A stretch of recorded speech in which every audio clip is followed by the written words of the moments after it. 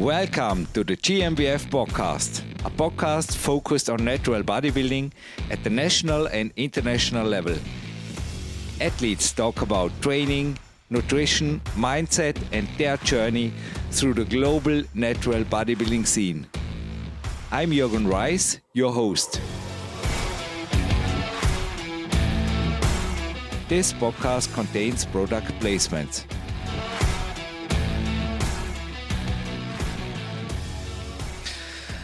I'm your host, Jürgen Reis, and this is GmbF Podcast 57.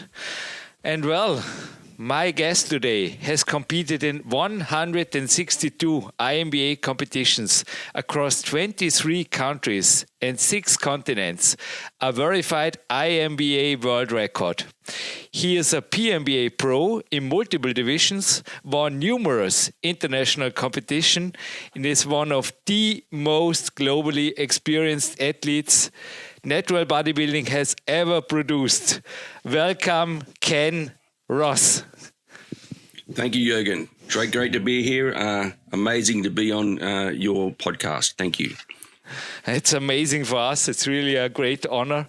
And just to let the listeners know, you are in Australia and it's 1 a.m. in the, so to say, what time is this? Middle in the night.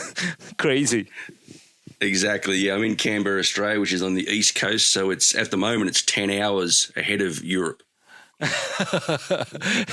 And you said you train afterwards. This is yeah. Yeah, exactly. I usually get up at 3 a.m. every morning to train in the off season. So it's sort of still off season. I'm coming into competition season soon, but as it gets closer to competition, I usually get up at 1 a.m. to train. This is dedication. But Ken, with a competitive career that literally spans the globe, what has natural bodybuilding made of your life, and what do you believe believe it has made you as both an athlete and a person? Yeah, it's interesting, Jürgen. I'm 58 years old now. I've trained since I was 18, so 40 years. When I got to the age of 40, I had become very obese. I'd got to 110 kilos, which is not great when you're only at 167 centimetres tall. So the proportions weren't too good. I was training irregularly, but the diet was very, very poor. So at the age of 40, I decided to change my life and enter a bodybuilding competition. So I dropped down from 110 kilos to 86. I did my first competition in 2007, and that was life-changing. It changed my life for the better. It made me a far more positive person. And most of all, it gave me the confidence to tackle anything in life, knowing that I could do it. I believe that if something's been done before, I can do it myself. So yeah, like you said in the introduction, I've done 162 bodybuilding competitions. To me, this is easy. It's not a problem. I love it. My goal is to get to 200 INBA competitions by the end of 2029 or maybe 2030. I'll see how I go. But yeah, it's changed my life for the better. It's made me a more confident person, a more positive person, a more giving person. I get great pleasure out of bringing the joy of natural bodybuilding to other people. Mm-hmm. I mean, 162 competitions, it's an extraordinary number. But from a performance and health perspective, Ken, what has allowed you to sustain that level of competition? Because this is, you must be super consistent with everything in life. Yeah, exactly, Jürgen. When I was 18, I used to buy the bodybuilding magazines because it was obviously pre-internet. And it was back in the day of Dorian Yates and Kevin Levrone and Flex Wheeler and all the enhanced athletes of IFBB. And, of course, steroids was a big thing back then, as it is now. And I looked at these guys' physiques and I did consider using steroids because everyone else was doing it. I looked at these guys' physiques and I said to myself, do I have the genetic capability to get this, like these guys? And I looked at the shape of my physique and went, no. So I never took steroids ever, and I never will. And that's been the best decision I've ever made. And that's what's given me the longevity to get to the point of where I am now. And yes, I'm very consistent with everything that I do. And I find great power in consistency and routine. And once I get on a roll, it's just like flicking on a switch. The diet's on 100%, the training's on 100%. And pretty much it's my life. It's my number one priority in life. And to stay healthy and fit and sustain my health and to maintain the vision for longevity. But and most of all, Jürgen, I just love it. I absolutely love the whole process. I love preparation. I really hate off season. I hate getting fat, and I actually love the routine of the preparation. So what brought you to the 14 world titles, if I sum it up, is dedication, consistency, and also the love for the sport. But last but not least, also to compete natural all your life. Yeah, exactly. I think it's, it can be shown that being natural is playing the long game. You may attain short-term glory being enhanced, maybe, but you have to be superiorly genetically gifted to reach any great heights as an enhanced athlete, in the IFBB or other federations. But with natural bodybuilding, especially with INBA and GMBF and the other affiliates, there's a place for everybody. And the most important part for me is that they have age categories all the way up to 80-year-old. So they're going to have to change that because I'm going to be on stage at the Natural Olympia in the over 100s and I'm going to win it. I'm working on that one. Great. Yeah, I mean, you hold IMBA Pro status in bodybuilding, classic physique, and sports model. How do the preparation priorities differ between those categories, Ken? Yeah, probably the main thing, Jürgen, is as I get older, I'm obviously not gaining a lot of muscle, if any.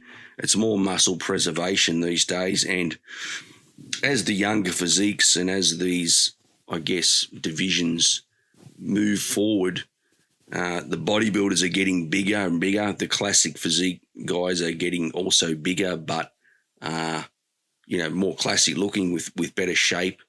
And the sports model guys are getting better, but they're still not massive guys. And I guess, if anything, I'm probably the first pro card I got was bodybuilding, and that was in Korea in 2017. That took me 86 shows to get my first pro card. So these people to get their pro card, it said took them 10 shows. That's nothing. It took me 86 shows to get my first one. My second pro card was classic physique, which I got in Singapore, and that took 128 shows. And then last year I actually got my sports model pro card in Japan, believe it or not, and that took 154 shows. So the difference in preparations is not too different. It's just being consistent. And at the end of the day, whatever comes out as the package on competition day comes out. And if I elect to do all three pro categories, it all depends really who's standing on stage next to me as to what happens, and that's a no-brainer. But as I get older and older and older, I think I'm going to be more suited to the sports model because I'm not going to get any bigger as I get older, and so it's really good to have that pro card. That's very important to me. But it seems patience is also one of the secrets of your success, huh? Yeah, exactly. Patience. You can't, as a natural athlete, you can't make great advancements in progress overnight, but if you're consistent, you can. So every day I train, on doing something every day. I measure my progress every day through weight and tape measurements. And then I can look back and see what's working for me and what isn't. But, patience. It takes years and years and years and years to get to a level that I've got to. And interesting enough, I can eat with my diet. I can eat very, very plainly. I can eat very small amounts. But I've actually trained myself to do that. At the start, there's no way I could do what I do now. So it's taken patience for me to get to this point, to get to this level of consistency and training, and especially in the rigors of dieting. Mm-hmm. But as a competition prep and nutrition coach, what's overall the most common mistake you see natural athletes, especially in their beginning years, maybe make? Yeah, I think one of the big mistakes, Jürgen, is people choose to become a natural competitive bodybuilder to mask something else in their life. They think it will be a fix. It will fix something that's not right in their life. So I've trained many, many people who have come to me, and I've found out during the process, I've worked out during the process through discussions with these people, coaching them, why they're doing it. And they're not actually doing it because they love it. They're doing it to mask something else or as a fix for another problem in their life. And to do a bodybuilding competition preparation, you need your mind very clear from start to finish. So I think a lot of people enter a bodybuilding competition coaching or preparation because they're trying to hide something else in their life. And as an example, Jürgen, I think it was around 2015 or 2016, I had 100 people start a competition preparation and quit that year. 100 athletes. Yeah, it's amazing. There was another 20 or 30 that actually made it that year.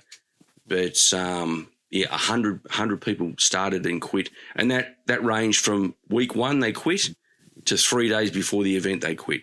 So, people, and life happens. I understand that, but a lot of people enter competition preparation with the wrong mindset. And the right mindset, we already had it. Love the sports, be consistent, and be patient, and stay natural. 100%, exactly. Ken, you're also an IMBA World Ambassador and Australian captain. What responsibility do you feel toward younger athletes? They enter the sports today in those roles.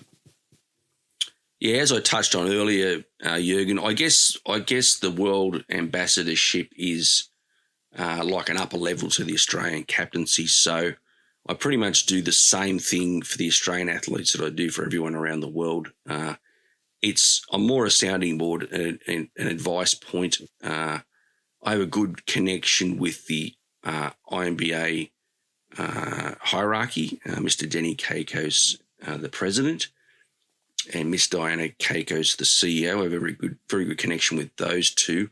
And I'm very aware of all the rules across IMBA. I'm a little bit like ChatGPT, I guess. If somebody doesn't know the answer to an IMBA question, they just ask Ken, and I get messages from all over the world from everybody, all times of day and night, to answer their questions. So I guess my role is in both those roles, and my job is just to be there for people when they need the questions answered, or just some reassurance or some guidance. And I'm more than happy to do that because, as I touched on earlier, I love bringing people the same joy that I've received from natural bodybuilding. Let's segue a little bit into the beginning of the interview. You told us that you train after this interview. You're just drinking coffee now and get ready for the workout afterwards. But also on, so to say, normal days, you get up at 3 a.m. Did I get this right? Yes, this is correct. So how can I... Give me a picture of a normal days of yours. So normal, so to say, quote unquote. Yeah, so normal day would be up at 3 a.m. It takes me about an hour to get out to the gym after I, have a few coffees and check emails and things like that. Out to the gym to train for about close to an hour, I guess. And this is at the moment. And then I'll come in and do, I've got a bike inside, a stationary cycle. I'll do an hour and a half on that. And then my work day begins.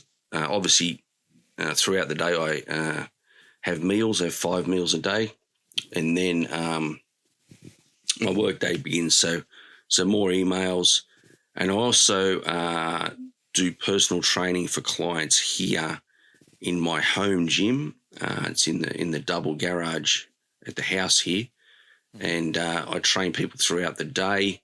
And I also train people online. So I do online competition preparation. But most of my clients are just online and face-to-face general fitness people, which is the biggest market in the world, obviously, for fitness, just people who want to lose weight and increase their fitness a little. And that usually wraps up around 9 p.m. I go to sleep. Mm-hmm. So I don't sleep any more than 6 hours a night. Apart from the nights I do interviews with you, it's a little less. Wow. Maybe a nap during the day? Yes, exactly. I do, yeah. That can range between 7 minutes and an hour. Depends when I wake up. And oddly enough, Jürgen, I feel just as refreshed after 7 minutes or an hour's sleep. So it's amazing. Oh, it seems it works for you, what you're doing. How many training days a week do you enjoy? I train every day, but I usually have 1 day off weight training a week. But in that day, I'll do cardio. I'll do some walking or on the bike, but 6 days a week with weights. Yeah. But there's also a life certainly outside the gym. You wrote about tattoos and a rugby league. What does those interests give you? The tattoos are interesting. They're like an addiction. If I'm not sure if you have a tattoo, Jürgen, but once you get one, you get a million. So, and of course, the tattoos are all revolve around bodybuilding. So, in 2014, I got my first tattoo, and I was aged 47 at the time. So, and now I have many, almost my whole body is covered. And the reason I did this in 2014 because I knew the following year that IMBA was going to introduce the ink tattoo category.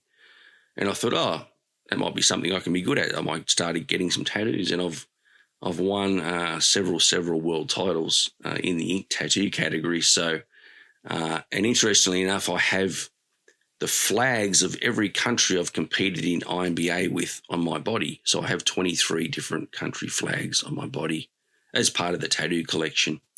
And the rugby league thing is interesting. Rugby league is a sport that came from rugby union, which most people in the world are familiar with. It's not a very big sport. It's not played in very many countries, Australia, New Zealand, England, and France, and the Pacific Islands such as Tonga and Fiji and Samoa and places like this. But it's a game I played as a young man, not for very long. It's a very brutal game, very fast paced, and it's good. It's just another non-bodybuilding thing that takes my interest, and I've always been a fan of my club since I was born, I guess. So that's another interest that's different to bodybuilding, and I think it's very, very important. It's a bit of a cliche. You need something outside of bodybuilding to maintain a focus on real life issues. Can you, so as you might know, I record this from Austria. I'm in the sports city Dornbirn. Were you ever in my region? Just a little bit, or is there a plan that you compete maybe in? Where can fans so to say really follow you in person throughout the next week or the next months? Is there already a schedule of yours? Yeah, for this year, for natural bodybuilding competitions, you mean? Yeah. Yeah. So at this point, it will be in May. I'll do an IMBA Australia show in Brisbane. Okay. And then a week later in the middle of May, I will do the IMBA PMBA Asia Pacific in Shanghai, China. Wow. Then I'll come to Budapest, 19-20 June, to do IMBA PMBA World Championships. Mm-hmm. And then in July, I will go to the Philippines to do the Philippine Championships. And then in August, I'll do IMBA Australia again. And then in September, I go to Singapore for the IMBA PMBA World Natural Universe. And then October, I'll do Australia again. There's another show there. And then in November, I'll do the IMBA PMBA World Cup, which is Los Angeles, and then followed by the Natural Olympia a week later, also in the USA. That's the plan so far. At a minimum, there could be more. I usually add shows as I go along. I'm just smiling this up. Sounds awesome. Round and round the globe, and Europe exactly. And back, and China and back. And yeah, exactly. Just great. Yeah, Ken, I will let you go do your workout soon. But before that, we have a little game here on the podcast. It's the GmbF podcast call out, the 2026 edition. And I have a few rules for you. The first important one, it consists of 15 short questions. And please answer quickly with the first thing that comes to mind. Okay? Okay. And rule number 2.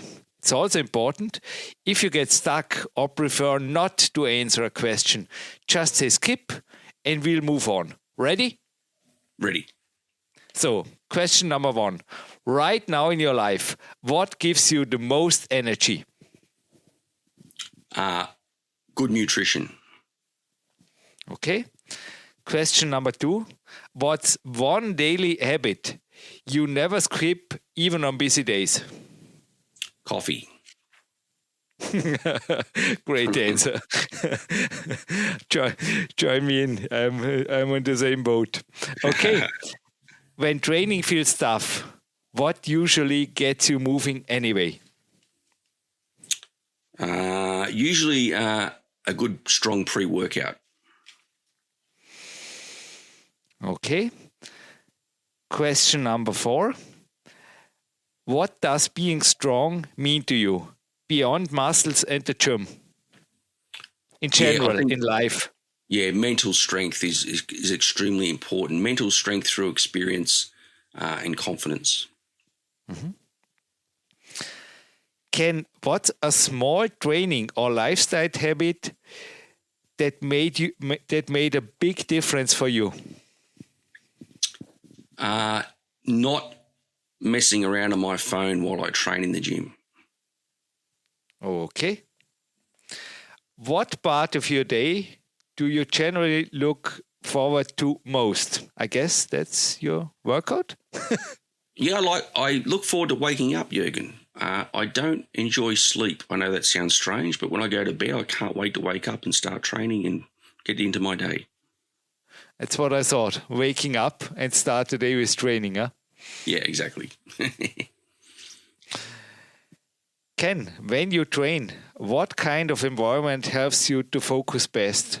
Quiet, music, or controlled chaos? Controlled chaos, which is very reflective of my life. Loved it. I loved that answer. What's something outside of sport that helps you stay grounded? Probably social media, believe it or not, because it gives you a good awareness of the world and more so an awareness of the falsehoods of the world. Mm-hmm. If you could train anywhere in the world for 1 week, where would it be, Ken? If it was for 1 week, I'd go to 7 different gyms and I would train. I did something similar when I did a show in the Netherlands a few years ago. So I drove from the Netherlands to Cologne in Germany, trained at a gym, drove to Luxembourg just to say I went to Luxembourg. The only thing I did was train in the gym, and then drove to Belgium the same day. So within the same day, I trained at 3 different gyms in 3 different countries, only because I could. Wow. What skill, athletic or personal, are you currently working on? Could you rephrase that again, Jürgen, please? What skill, either athletic or personal, are you working on? If there is something you try to improve in your being as an athlete or as a personality in life?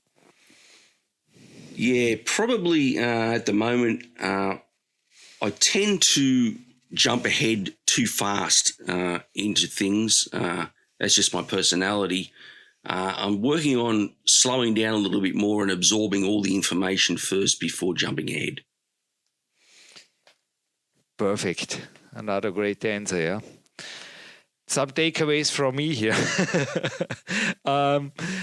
Question 11 already. Ken, what's your favorite cheat meal? Probably steak and chips, or steak and fries, as they say in the USA. Okay. What's a lesson sport has taught you that you also use in everyday life? Confidence, consistency, and positive direction. Just positive direction that actually natural bodybuilding has given me. I use that in life every day. What makes natural bodybuilding competitions special for you personally? What do you enjoy most? It's the people. The people. It's spending the time with the people, all the amazing people in the natural bodybuilding world in INBA. Mm-hmm. What would you love young athletes to understand earlier than you did, Ken? Having patience, as we touched on earlier, because you have patience and you be consistent, you be positive, good things will come to you. Mm-hmm. And the last, we made it to the last question, believe it or not. The easiest one for you. Where can people follow your journey or connect with you? Okay, so if people can follow me at FlexR6, so FLEXR and the number 6. So that's on Instagram, Facebook, TikTok. I have a YouTube channel called FlexR6 Fitness. I have X, which is the same account name. Pretty much all the social media stuff. And, of course, at probably any IMBA event around the world, you might see me on stage. Great. Fantastic. Yeah. You made it through the GMBF podcast call out, and we are already almost in the end of the interview, but I can't let you go before I deliver you the digital way, a little present of mine. I'm also active as a personal trainer, focusing not only on the training, but also on the mental game. So if there is ever anything you think a former competitive World Cup climber can do for you.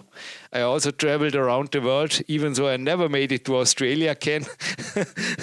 there never was a World Cup throughout my career, but just reach out for me. I'll be there for you. So a coaching session is, so to say, part of a little thank you. And certainly thank you for every minute or every second you spent for this interview. Thank you, Jürgen, and I would love to hang off a rock with you somewhere one day. Hey, if you ever come Vorarlberg, Dormien, Spot City, Dormien, keep this in mind. If this is ever on your radar, write me an email and we will meet up. We'll have a great workout together. That would be fantastic. Jürgen, can I give a shout out to a couple of people, please? Oh, certainly. It's your show. Thank you so much. To my coach, Christian Schneider, he's from Germany. My first year working with Christian, and he's been amazing. Thank you so much. And to my mixed pairs partner, Michaela Coppi, also from Germany. She's from Munich. And I'm looking forward to being on stage with Michaela in Budapest at the World Championships again. Ken, one more time, thank you for every second, and I wish you, maybe another strong coffee and a super strong workout afterwards at 1:33 in the morning. This is great. I love this. Perfect. I should be out in my gym by 2:30, I'd say, Jürgen. It's great. Okay. Awesome. Okay. Thank you. Okay. Thank you, Jürgen.